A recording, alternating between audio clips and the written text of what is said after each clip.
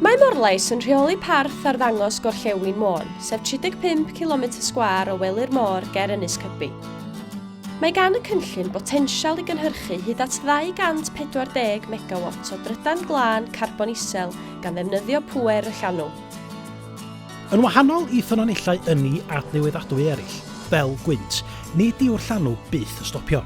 Mae'r llanw yn ddibynadwy. Llanw yw'r hyn sy'n digwydd wrth i rymoedd disgyrchiant yr haul a'r lleuad symud i moroedd o gwmpas y ddaear. Dyma'r symudiad sy'n cael ei defnyddio i greu trydan.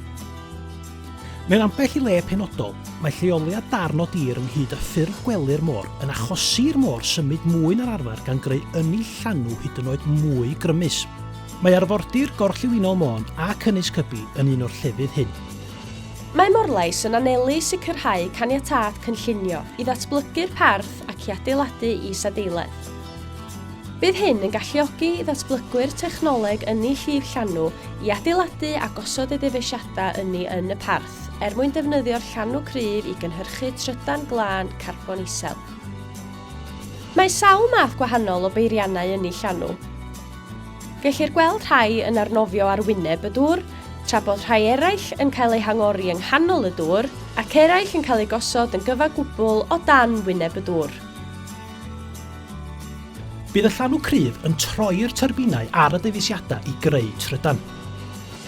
Unwaith y bydd trydan yn cael ei gynhyrchu, bydd y trydan hwn yn teithio o'r defeisiadau yn y môr ar hyd ceblau ar draws gwely'r môr tuag at yr arfordir cyfagos.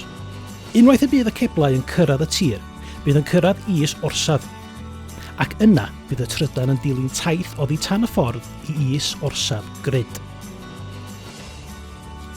O'r is orsaf hon, bydd y grid cenedlaethol yn anfon y trydan glân carbon isel hwn i gartrefi a busnesau.